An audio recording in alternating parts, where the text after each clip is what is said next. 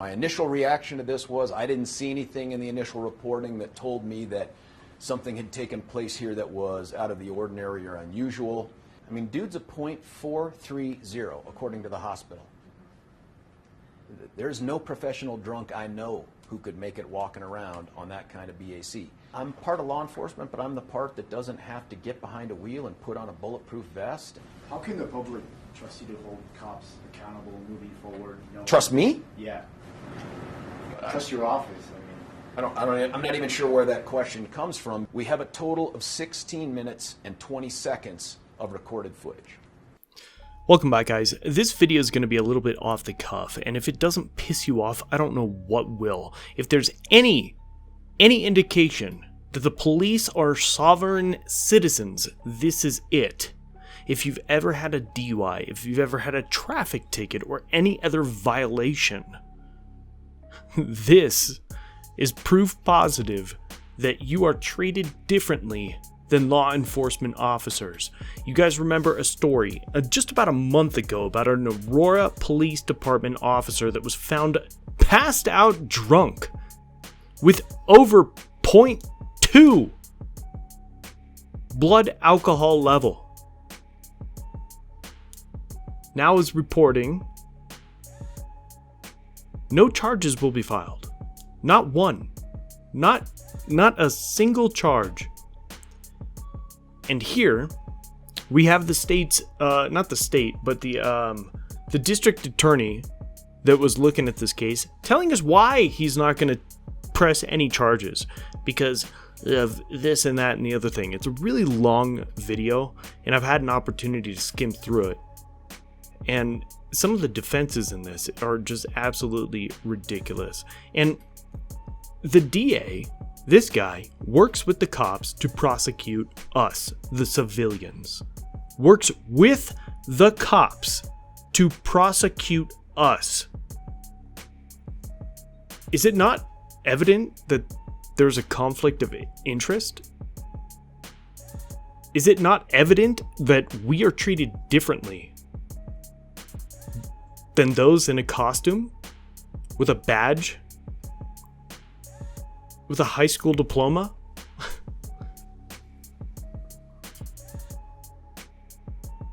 No charges, no disciplinary action for an officer who passed out drunk while operating an unmarked patrol car. I mean, it was quite a scene. You guys have probably seen plenty of the story, but this, you know, we thought he would have his license revoked. We thought he would have at least a suspension, if not fired, for being incompetent and an addict, while not only operating a motor vehicle, but a fucking gun. And this is all coming out at the same time as Honolulu releases its most recent disciplinary action list for 2019. 8 officers were fired for drinking on the job in Honolulu. And another 16 for other related offenses. It's just absolutely astounding, and how people still support law enforcement when we have so much evidence on a daily basis that they are corrupt, that they are evil, that they are violent, and that they are above the law. I don't get it. It's a long video. I don't expect you guys to watch all of it, but skim through it at least and see what you can get, what you can gather from it, and share it with your friends. Educate yourself on what is going on.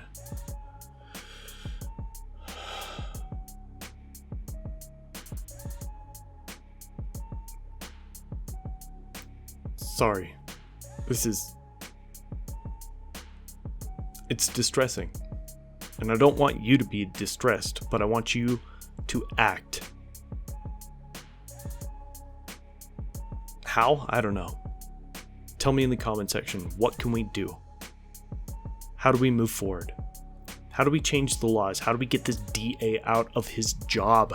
Because he doesn't deserve it. Anyway, if you're new here, like, share, comment, subscribe, blah, blah, blah. I got more coming out soon. See you later. Aurora is the largest city in our jurisdiction by population, and I have about 88% of that population. The Aurora Police Department is the largest law enforcement agency in my jurisdiction. It is also the second largest police department in the state of Colorado, and it is responsible for a significant portion of the cases that we prosecute in this jurisdiction. And I want to say two things before we get into this specific case. One, even despite this, I believe the men and women of the Aurora Police Department are some of the finest law enforcement officers in this part of the country, and they do tremendous work on behalf of the community that they serve, both in terms of investigating crime and prevention of crime.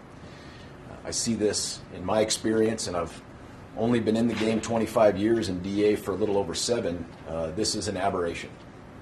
And I want to tell you something else before we get into the Officer Meier case.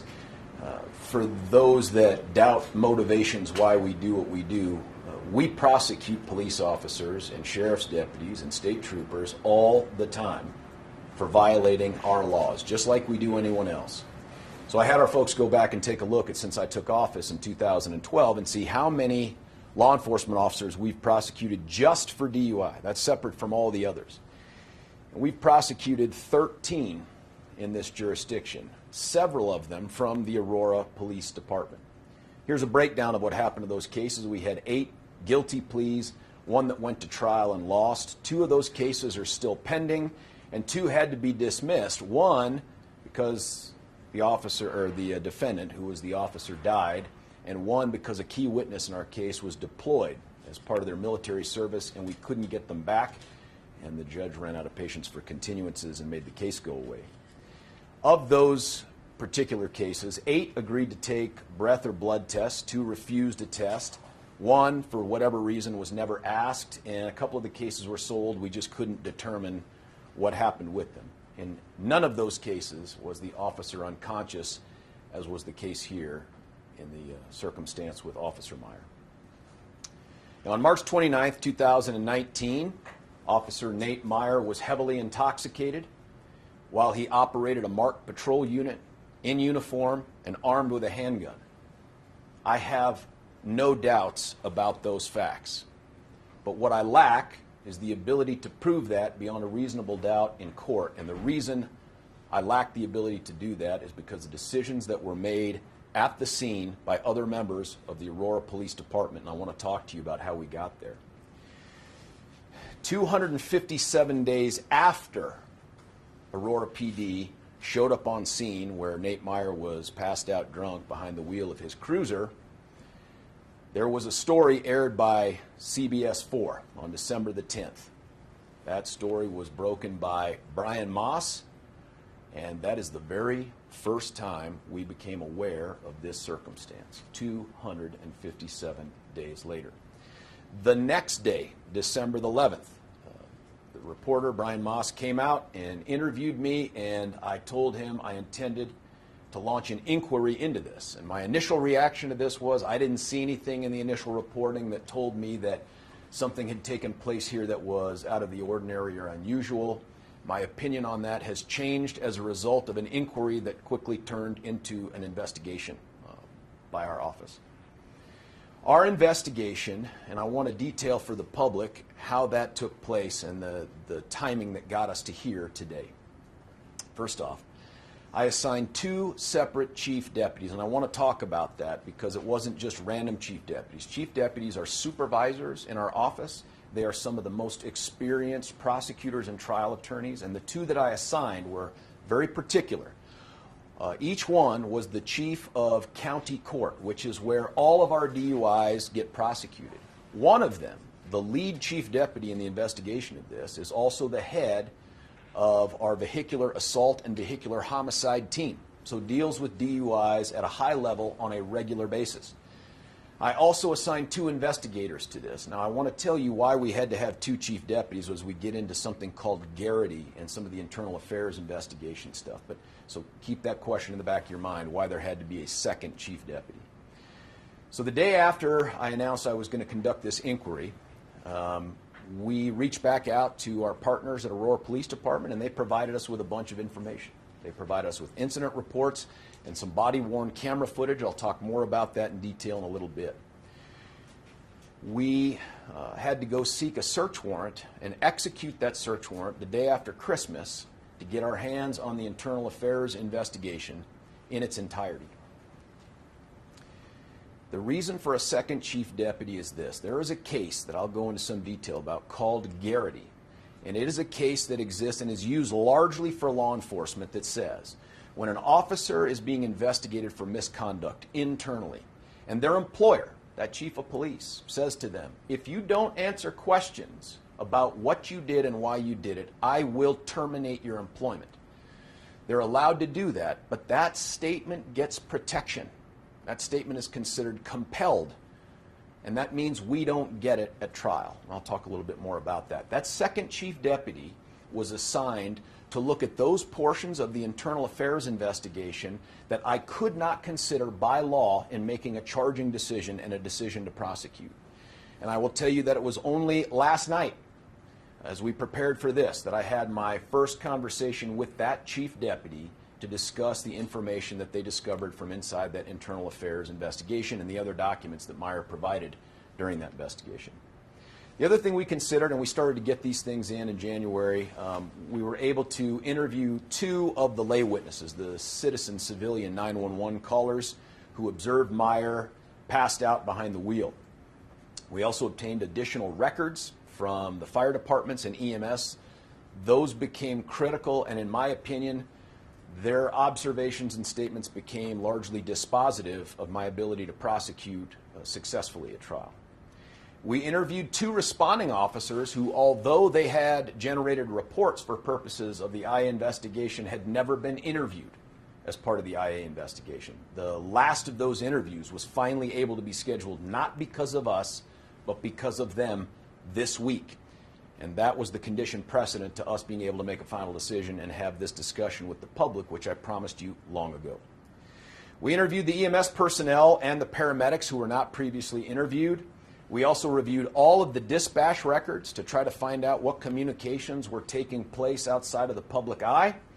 We looked for any additional reports that may have been generated, and I'm going to call them READY reports. READY stands for Report Every Drunk Driver Immediately. And we were looking for anything. State Patrol, Arapahoe County, Aurora, anybody that might have called in to see this vehicle driving suspiciously. We found none. I want to talk to you about the evidence that would be available to us at trial because, frankly, the reporting job has been good enough that it covers not only that, but a bunch of stuff that I won't get to use at trial. March 29th at 3:44 p.m., as you know, APD then Detective Nate Meier is discovered by a private person, a private citizen, unconscious, in the driver's seat of the vehicle. Car is running, foot is on the brake. It's in the middle of the road right by Buckley Air Force Base entrance. Now, that 911 caller who we interviewed did not approach the vehicle. They reported that someone was passed out, their words.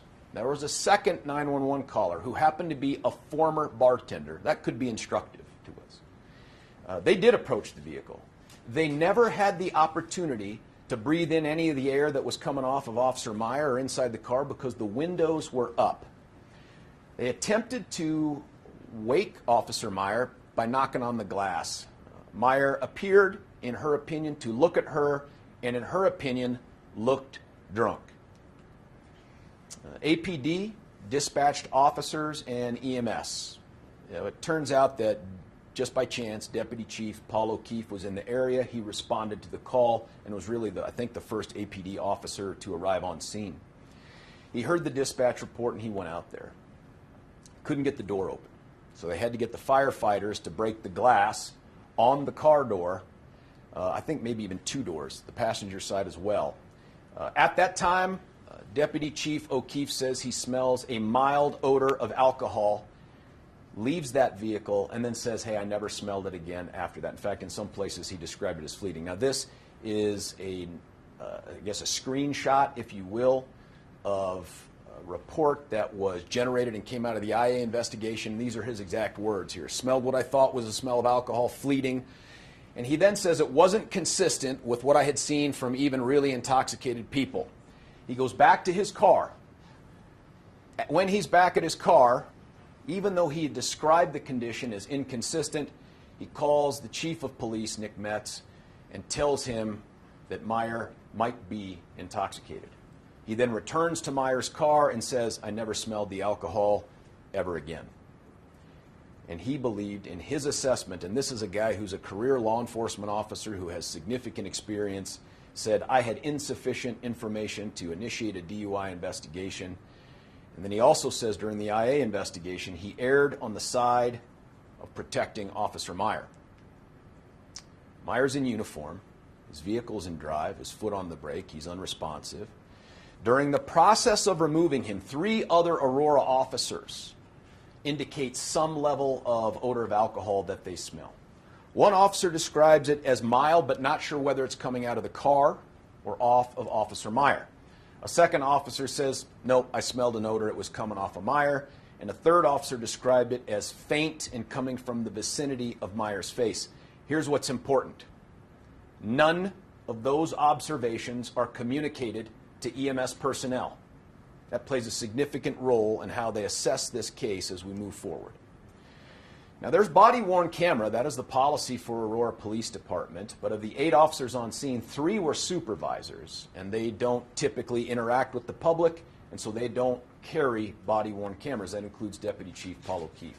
Of the 5 that were on scene, 1 had claimed to have a battery issue. Their body-worn camera wasn't charged, so there's no footage there.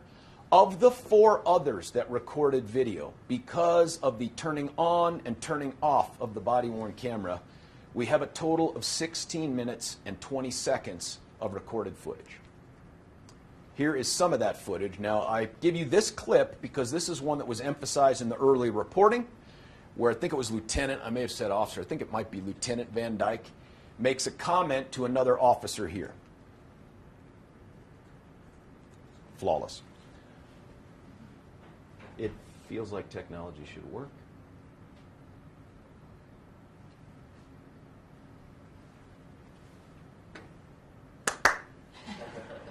Nope. This is, that's all right. That's okay.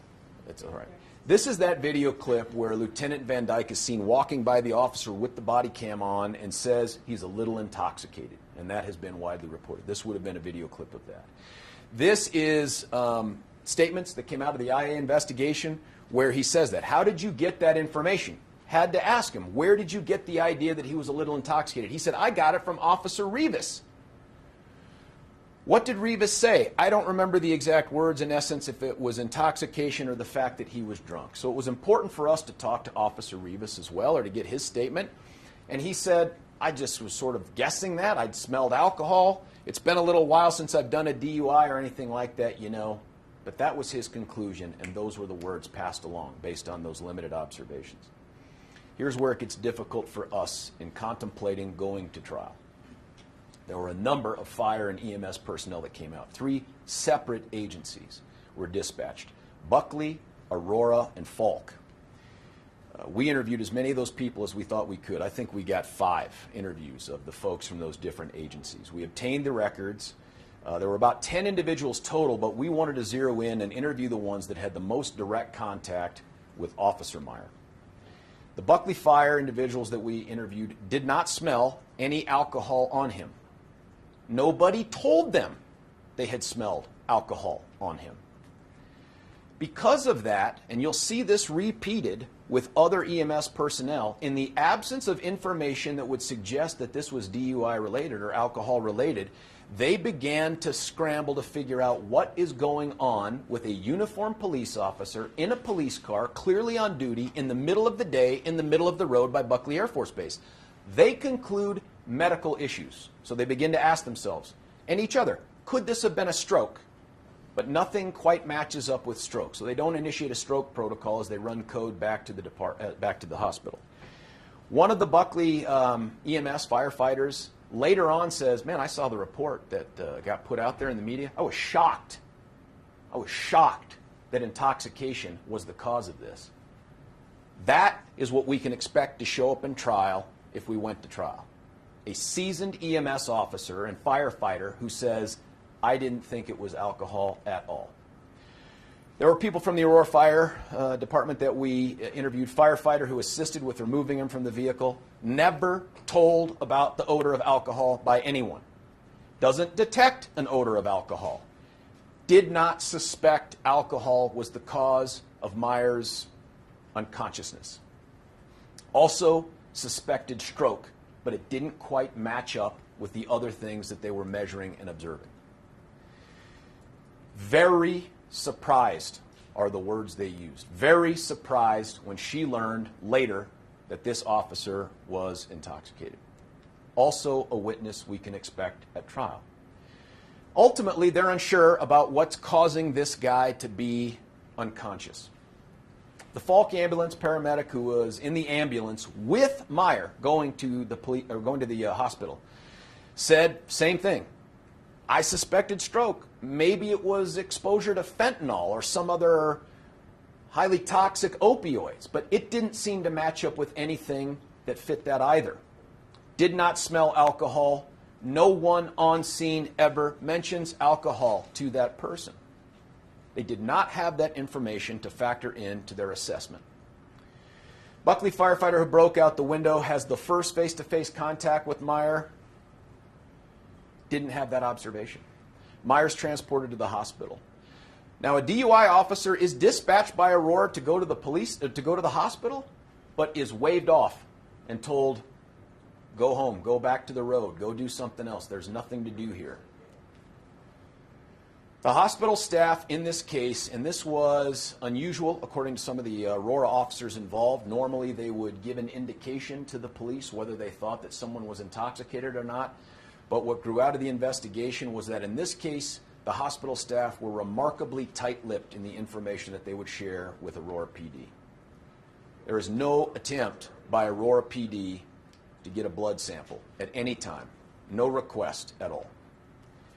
Meier's vehicle is not searched, and this is important for a couple reasons. One, it is a city-owned Ford Taurus. It is a police vehicle.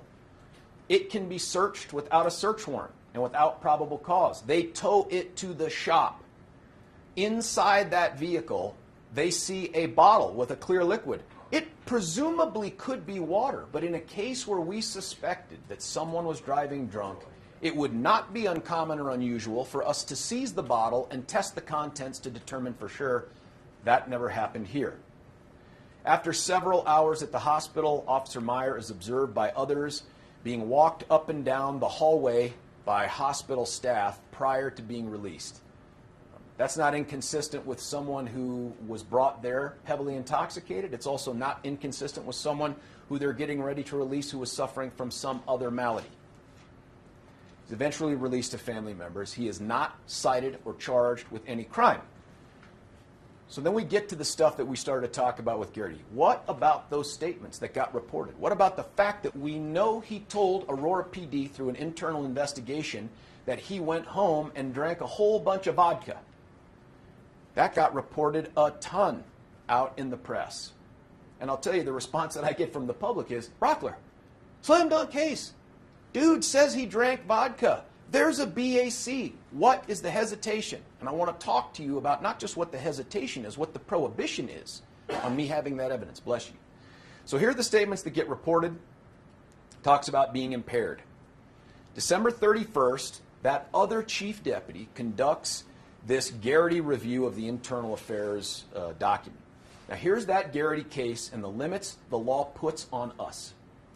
When officers are required by superiors to provide information concerning their own misconduct, and they're informed they'll be subject to internal discipline, and that happened here if they don't answer questions. Any information obtained, that includes ultimately the BAC that he turns over with his medical records to the IA investigators. cannot be used against them in a subsequent criminal prosecution because that information was compelled. It was involuntarily given. So we created a wall internal to our office, and I described that a little bit earlier, where that chief deputy went through all that information that was provided, never gave it to us. I never asked that deputy for it, and the chief deputy I had take a look at the front end of the case with the evidence we could get. Also never had a conversation with that deputy about what was contained in those IA reports. And you should know, by the way, the consequence for violating Garrity is the dismissal of the case by the judge. This isn't a, let's roll the dice. This is, we lose if we do that. So that includes the statement made by Meier during the investigation, of the IA investigation, about what he'd been drinking, how much he'd been drinking, the fact that he felt impaired or drunk to any degree. The BAC, that's a tough one for us. Because if I had that BAC, all those missed observations by the paramedics, I think are far less significant. And I can move forward and prosecute this case. But I don't get the BAC. There's a case called Castigar, and it is a companion case or corollary to Garrity that says where a defendant's compelled to give statements, the prosecution may not use it for any purpose. All of that trial evidence that's derived from that has to come from wholly independent sources. So that means he gives his BAC and medical records to the IA people. I don't get them. I have to have a separate way to get that blood alcohol level. If I can't prove that the BAC that's in that file, if we were to use it, came from a separate source, then we lose. So what about the hospital records? Could I have gotten them outside of the IA portion? And the answer is no. There are federal laws that govern what information can be given out from a medical provider. But more than that, there's a statute in the state of Colorado that is extremely strong and protective of people's privacy when it comes to medical records. You might call it the physician-patient privilege. We call it the medical privilege. But it's right here at a statute that we've cited for you. And it protects this information from being given to us. Had I sought a warrant for this, I could not have gotten it with the investigation and information that was provided. So here's what's not going to be available at trial as a result of this. I'll talk a little bit more about the blood. I won't get the admission. And the blood alcohol result that we now know, after I spoke with the Garrity chief deputy, and I'm going to call them that because that's the one that investigated, his blood alcohol level would have calculated out to 0.430. That is significantly intoxicated. There is no question that a person with that blood alcohol level, were we to have it to use, would have been guilty of possessing a firearm while drunk. There is no doubt in my mind that that person not only would have exceeded the blood alcohol level within the 2-hour time frame for DUI per se, that's what we call it when your BAC exceeds 0.08, but that person demonstrably, plus this, was substantially incapable of operating a motor vehicle safely. But I don't get that blood alcohol level. Here's why I believe, and it's frustrating for me to say this, here's why I believe I cannot ethically move forward with this case. The standard to charge, the standard to even go try to get blood from this person is probable cause. Do I think that there's probable cause here? Yes. I think we could probably make a good argument for probable cause. But that's not our standard. That's law enforcement standard. Our standard is a reasonable probability or likelihood of success at trial. And in the absence of the evidence that was never sought out there on the road, the absence of statements, the absence of the blood alcohol level, and the statements of all of those professional, experienced EMS personnel, I do not believe I had a reasonable probability of success at trial on these charges. So the question has to come up, well, could we have sought Meier's blood at the time? And I think, yes, we could have. This is a statute. We try to break it out and give you some of the highlights here. But the gist is this. If officers had probable cause and Meier is unconscious, they could have sought his blood anyway. If the doctors had said, no, it is contra-medically indicated, if it would put him at risk to take his blood under these circumstances and we deny you access, then we could subpoena the records. Then we could get the medical records and they would not be protected by privilege. But Aurora's failure to make the initial inquiry, to hear back from the doctors, no, precludes us from going to the second portion of that statute. And that's why we can't get that blood alcohol level. There was no attempt ever to seek Meier's blood. Let's talk about the potential charges that I think that we had here. Prohibited use of a weapon is also colloquially called drunk with a gun. That's a person has in their possession a firearm, no question here, under the influence of intoxicating liquor. Not exactly the same standard of intoxication that is defined for DUI, but one that I don't think we can overcome given the claimed observations of the officers and the statements made by EMS personnel in the absence of that blood alcohol level. DUI you're probably far more familiar with. Here's the definition of what under the influence means. I gave it to you: substantially incapable of operating a motor vehicle safely. What we have right now is an unexplained issue of, I think, potentially bad driving and a faint, fleeting, not observed by everybody odor of alcohol. I don't think that's enough. I think the paramedics' presence here, their shock, their surprise that alcohol was involved, I just don't think I could get 6 people to convict on those charges given that evidence. DWAI is a lower standard than intoxication, but I think we run into the same problem. I can't prove up any level of impairment or intoxication because I can't disprove there was some other medical issue, and I can't prove that whatever it was caused by the alcohol. And the singular reason I can't is because of the investigation that was not conducted in this case. Reckless endangerment was another charge. I mean, listen, we went through Title 18 and 42. Title 42 is all your traffic. Title 18 is, we went through everything we could think of to see if something fit here. Recklessly engaged in conduct which created a substantial risk of serious bodily injury to another. I just don't have it without any other additional evidence. And then, of course, we took at official misconduct. And I will say that at this time, given the evidence that we have right now, I do not feel that we have the ability to charge ethically either Officer Meier or any other officer for official misconduct. Now, I use those terms for a reason. Could there be additional evidence that comes forward through some other investigation or through some other means that might change my mind? Yep. I'm not telling you it's not on the table, and I'm not telling you it couldn't happen. But right now, given what we know and the evidence we have, I do not believe we have enough to say that there was especially because of the amount of discretion and how it was exercised, that either A or B were violated here under this statute. Happy to answer any questions that you have. Did you go? Yes, sir. First of all, your reaction to the investigation and the fact that longtime command staff, officers that were at the scene, obviously medical personnel, had no clue this was DUI.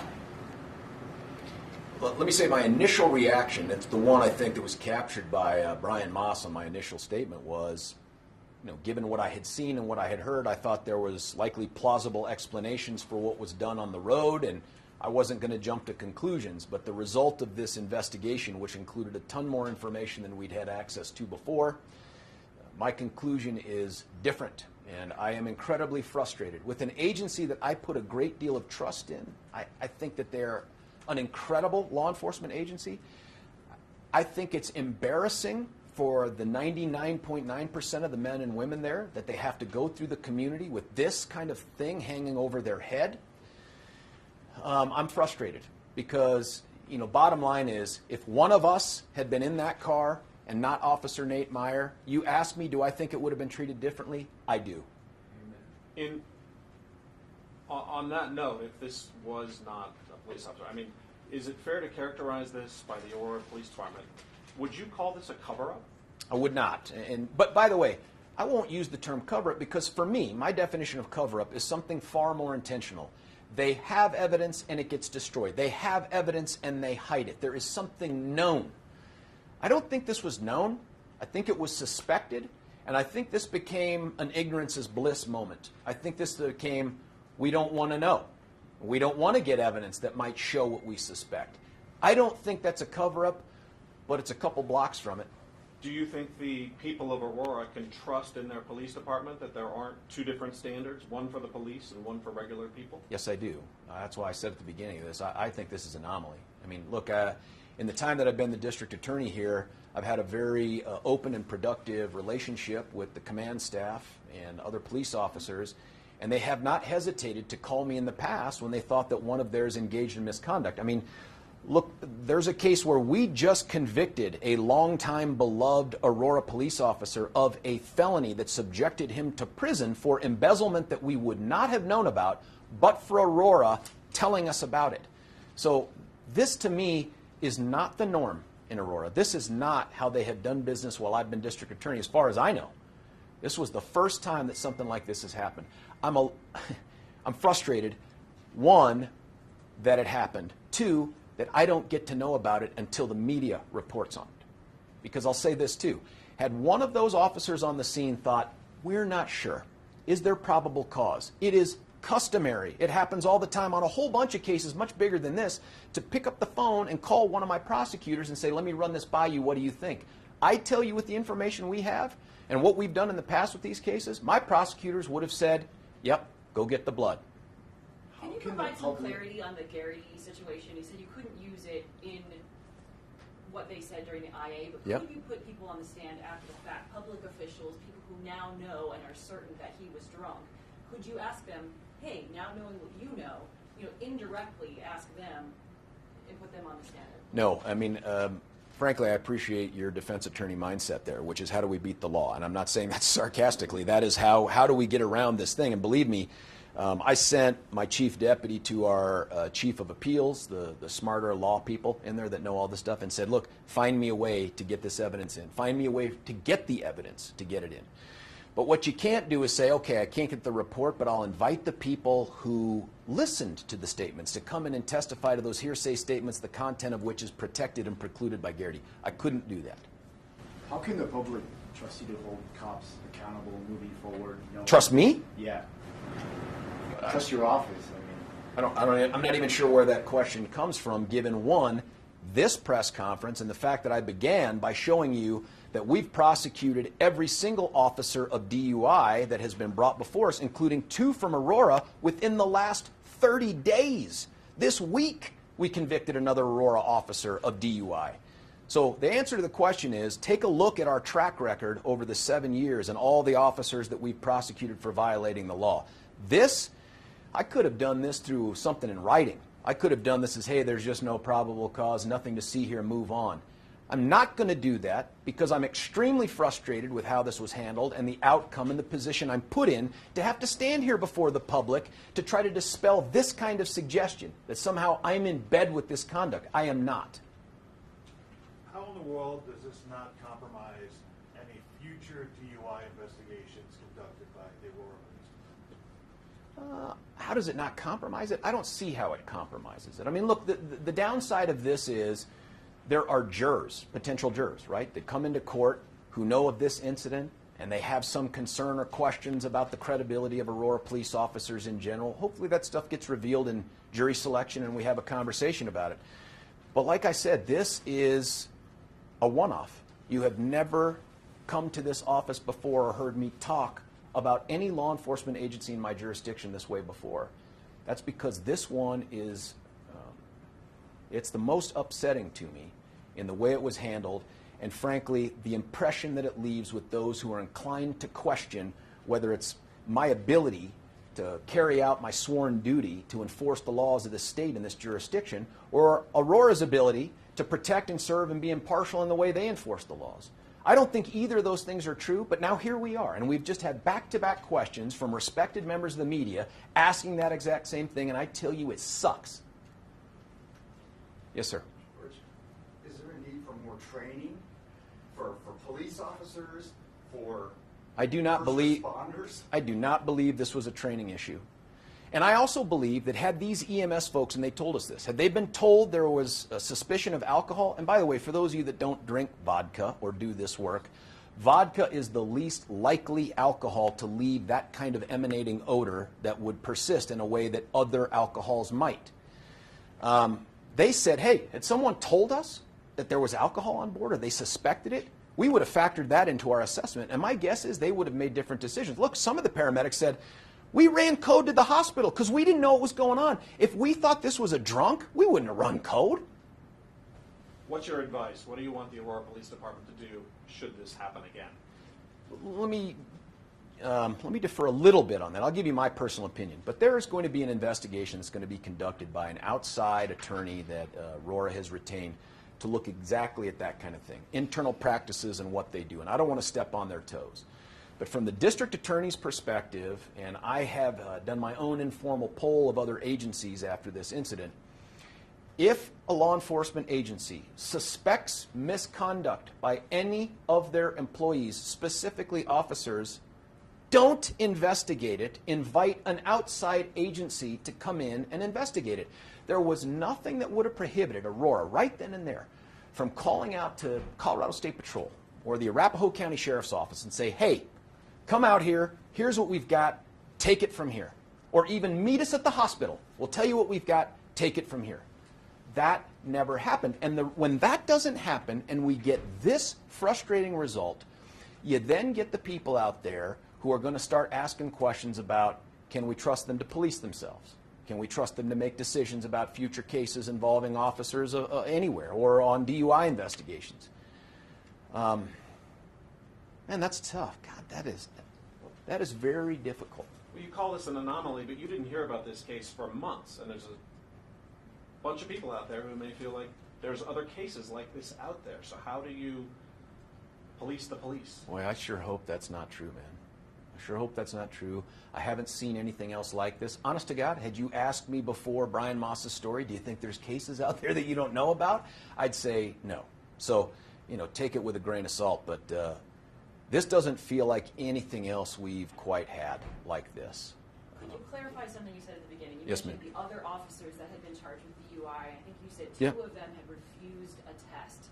So can you describe how you were able to prosecute those two cases when they refused to take the test? Yeah, without knowing the specific facts of that, remember the act of refusing is something we can admit against them. We have the opportunity to tell the jury, guess who was so convinced of their own intoxication they didn't want to give you evidence of their sobriety? This guy right here. So that is a different thing than someone who's unconscious and incapable of saying, I refuse to give you that evidence that I'm legally bound to give you under the law. So we don't have that. I don't have the ability to prosecute on that refusal. And the other thing I don't have about those two cases is what other extra facts there were, the contact with the officer, any other observations. Like, I don't have any words spoken by this guy. I mean, had someone said, oh, thick tongue, very slurred speech, bloodshot, watery eyes, difficulty walking. Those are things that are normally attendant to most of the DUIs that we get. And I told you in those other ones, we never had a single unconscious officer. So when they're unconscious, we lose all those observations and that evidence. I really need that blood alcohol level. Did you guys interview Officer Meier or Deputy Chief O'Keefe as part of your investigation? Didn't interview Deputy Chief O'Keefe. Officer Meier, did we reach out? We reached out to Officer Meier, and through his attorney, I believe, he declined. And you guys didn't reach out to O'Keefe? They didn't reach out to Deputy O'Keefe or Deputy Why? Chief O'Keefe. I think we had everything that he was going to say in those reports. I mean, look, let me tell you some of the stuff that we got from some of the officers, too. I mean, there were those two officers that wrote reports but didn't get interviewed for the IA. We interviewed them, and my understanding is we got a whole lot of, I don't know, I don't remember. If it's in the report, that's the way it was, stuff like that. I don't expect anything different from any other officer, including Deputy Chief O'Keefe. Sorry about that. O'Keefe in his report says that at some point he decided this wasn't likely to be a DUI. He decided it was a medical That's right. thing.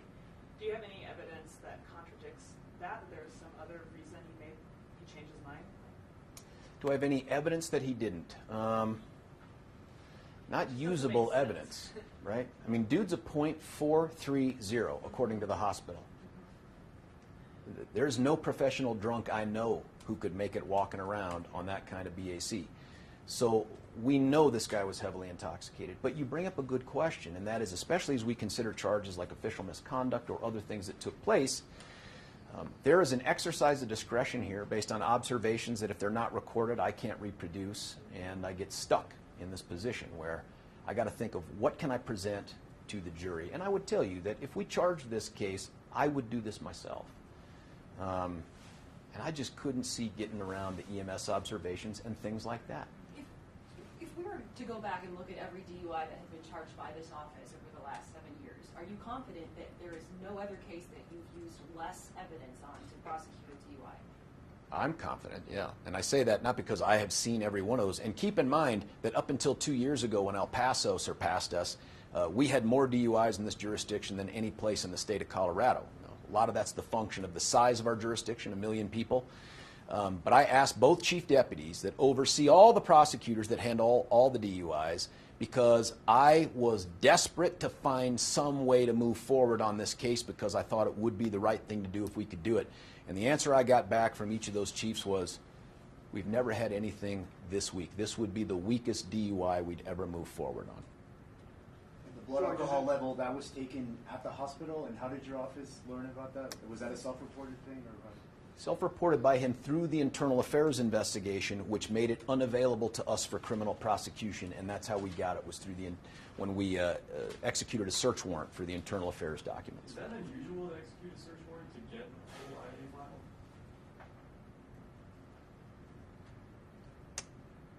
file? I don't recall ever having to do it before. That doesn't mean we haven't. I don't recall that. I can only speculate as to why we ended up having to go down that road, but it wasn't just turned over. If my math is right, is that about 5 times the legal limit? That's good math. That's more than 5 times. Yeah, more than 5 times. So, given the fact that Deputy Chief O'Keefe didn't initiate a DUI investigation, being the first officer on the scene, saying that he smelled alcohol, does he owe the public a greater explanation than you've heard? I leave that to him. I know what I would do in the circumstance. I would do this, but that's up to him and his attorney and whatever. Look, I wasn't there. And up until this point, I will say this. Every interaction I've had with Deputy Chief O'Keefe has been positive. I think he's historically been a great police officer. He's done great in leadership at Aurora. And then this thing happens, and I scratch my head and wonder, what is going on? And the only conclusion that I can come to is that because it wasn't you or I behind the wheel. Did Aurora PD do anything wrong? Anything wrong, prosecutable wrong? Yeah. Not that we can find so far. How about ethically wrong? That's a tough call, man. I mean, look, I'm part of law enforcement, but I'm the part that doesn't have to get behind a wheel and put on a bulletproof vest and carry a gun and go around and try to make split-second decisions about observations. All I can tell you is, under other circumstances similar to this, I think law enforcement would have sought blood. Had they asked our opinion, we would have told them to seek blood. Had they sought blood and we got it, we would have fought for it in court, and we would have prosecuted this case for the charges that I mentioned. You used the word protection. He chose to protect. Those are his words, not officer. mine. His words. Is that wrong? In this circumstance, I don't think it served the public interest. I don't think it was customary, under these facts that they had. My opinion is this largely gets treated differently if someone else is the person in the hospital. That's my opinion. An observation too. I mean, if this officer had .430 blood alcohol reading by the time he was taken to the hospital, what are the chances are that that was the first time he'd ever had that much alcohol to drink, or had been behind a wheel, his car or a city car, and officers have a clue? I'd be guessing. I'd only be guessing. It's not that your question isn't a valid question, and it's not one that people in the public won't ask themselves, but I can't know that. I can't know that. Were there other alcohol-related disciplinary issues in his IA file? I did not ask our chief who reviewed that file, and I'll be honest, I'm not sure if that file would have included the past stuff. I know it included everything that we talked about from here. I could do that and see if she had the access to that information, but I don't know. You mentioned you convicted an officer this week for DUI. Can you tell us his name or what circumstance? Teeples. It was Officer Teeples from Aurora. It was a hit-and-run DUI, and I think it was Castle Rock Police Department that investigated that, and I want to emphasize that. When we get other agencies that do a good job investigating DUIs, we take those things into the end zone, and we do it all the time. I don't care what someone's occupation or position in the community is, we prosecute. I can't do it here, and the reason I'm standing here is to explain to a public that deserves to ask questions and know answers why I don't think I can successfully do it. but it has nothing to do with this person being an officer with the Aurora Police Department. I don't care about that. Sir? Back to accountability. As a lay citizen here, who would you suggest, or could you suggest, who we could hold accountable and how we would do that? Boy, that's another great question. That is one that I think the outside counsel that Aurora has hired is going to get to an answer on that I can't. Like, what I can't know is everything else that took place at the command level. Everything we were focused with was the incident on the ground, what took place, why it took place, and do we have enough to move forward with charges and an ultimate prosecution. There are some hard questions that need to be asked internally about who knew what and when and the decisions that were made, but that wasn't part of our analysis here. The answers to those questions will also answer, I think, for you, who should be held accountable for what took place, if anybody. George, who told that DUI specialist officer not to go to the hospital? Who waved them off face to face? And I'm going to turn here to my right because one of the chief deputies who led this thing is in the room and he is infinitely smarter than I am. Brian, do we know? It's a complicated answer, frankly. It went through a couple of different stages within the command staff. All those folks were interviewed in connection with the IA, and it sort of was passed down, I think, from a lieutenant to a sergeant and then to the officer. So a complicated question, frankly, but it was within the command staff at Aurora that ultimately made that decision. So another commander. Somebody above the lieutenant told the lieutenant. Do we know that? Yes. Who told the lieutenant? My recollection is that it went ultimately up to the commander of the traffic division, Lieutenant, I think it's Captain Lanigan, who was involved in that decision. But again, I don't mean to suggest he was the sole decision maker. It sort of went up the chain from folks at the hospital and then back down through Lieutenant or Captain Lanigan to a lieutenant, and from there to the traffic officer. And I'm sorry, George, since you're the one on the microphone, yes. Would you mind repeating that for us? Yeah, my understanding from this discussion we just had off camera and off mic was that this didn't start with that DUI officer. It started well above them, maybe all the way up to whoever the commander of traffic was, maybe Captain Lanigan, and then worked its way back down before the decision was made. The point is other senior commanders, senior level people waved off a DUI officer from doing their job. That's what it sounds like. And again, I don't know what they knew. I don't know what they were told. Frankly, that's not as important to me as the decision to not seek it. That is an important decision for whoever's going to do the rest of this investigation to determine what went wrong inside Aurora.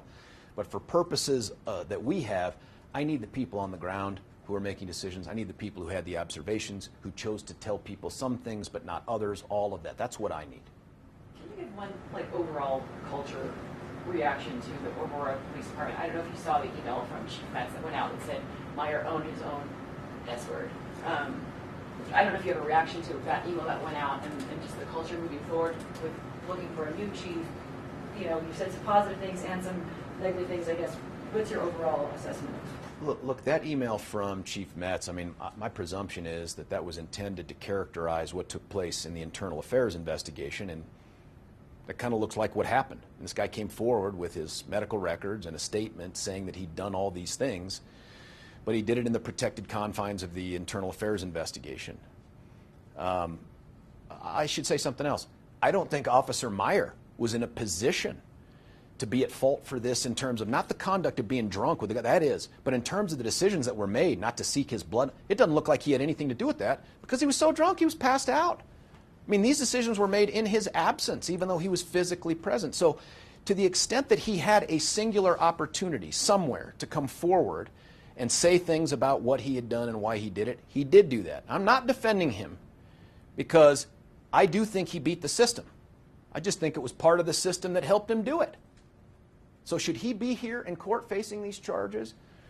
Given the information that we had, if we'd gotten that blood alcohol level, we'd have charged him. If somebody had discussed that BAC, like emails and other records that's outside of the IA file, would you be able to use that?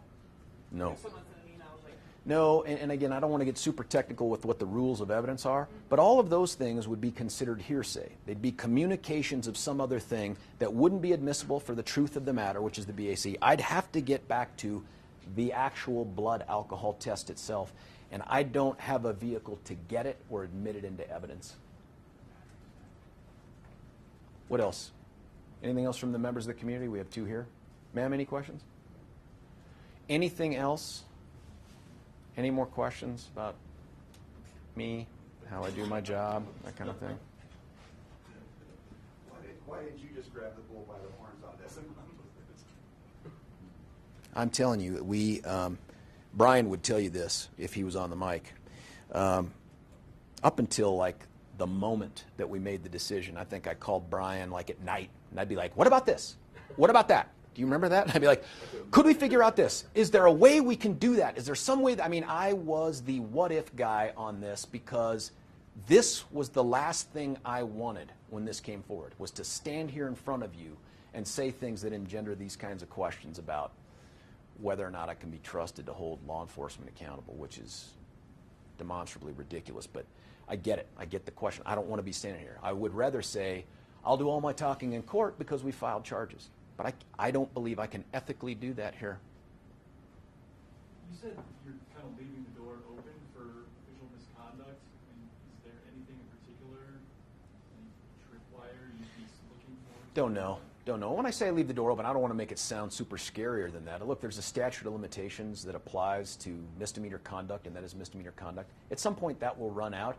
But what I say here about this DUI charge, and I can't imagine any other evidence that would exist, that's pretty much it, right? There's just no way I could prosecute this. That's why I was able to talk with you about such detail about it. Some of the other charges that might be related to some other things, I'm not closing the door on that the way I am on this DUI stuff. I don't know what's out there. I don't know what could be generated by another investigation that I might be able to access and ultimately use in court. I don't know any of those things, so I don't want to stand here and say, under no circumstances would I ever pursue that. Given the evidence that I have right now, I don't think I have enough. I don't think I could convince a jury. And it would be wrong to simply charge someone and take them to court just to do it. I mean, look, in some ways, the easiest thing to do here would have been to charge the officer, get that splash in the media, Brockler holds Aurora officer accountable, and then go to court and lose. Because all this stuff that we know exists wouldn't get out there in front of that jury. That's not ethical, man. I can't be doing that to people, whether they're in uniform or out. That's just not how I get to use my authority. George, trust issues aside, as somebody who has fought for the ideals of justice, Yep. what do you think this does for people who want to believe that we have a fair and unbiased system? I think they get to ask the hard questions that we've seen here today and the ones that I think Aurora is going to have to answer. Look, part of the transparency piece isn't to just highlight when we do a great job and bad people go to jail and prison. Some of this here has to be things like this where we stand up and say, we got it wrong, and we got it wrong for a whole bunch of unnecessary, unforced error reasons, for bad reasons. And that's what we're doing here. And what the public should take away from this is, absent some other revelation, this to me feels like a one-off. Maybe I don't. This is just not my relationship with Aurora. This isn't my experience with Aurora. They have been, to me, so accessible, so proactive in getting me information about when officers engage in misconduct that this caught me by surprise. Anything untoward about the cameras being turned on and off? Well, look, people are going to be able to speculate pretty well when they look at those body cam videos. And, you know, there's one in particular that we generated a letter that we're going to put up on our website that details some of this stuff. I think Vicki has it in the back there. She'll hand out a copy, but we're going to post it to the website. There's a point on one of those body cams, that Van Dyke video, where you hear the lieutenant say, hey, he's a little bit intoxicated, and then you hear this noise. I am only going to characterize it as disgust or guttural, but you hear, and then the video goes off. I don't know what to make of that. Maybe that's routine. I don't know. It does feel like that there are times, though, in other cases where when there's not interaction with the public, law enforcement officers do turn off the camera. That's not unusual. Did all of the times that they get turned off and on here coincide with that? I don't know, man. That's something that's got to be figured out internally. All I know is with 16 minutes and 20 seconds of the video that we did have, it wasn't enough to get us over the hump. There just wasn't enough there. Anything else before we wrap this up? I've got the letters back here. Yeah. Give it everybody, and thank you for coming very much. I'm sorry we didn't give more notice, but we worked as hard as we could. Thank you.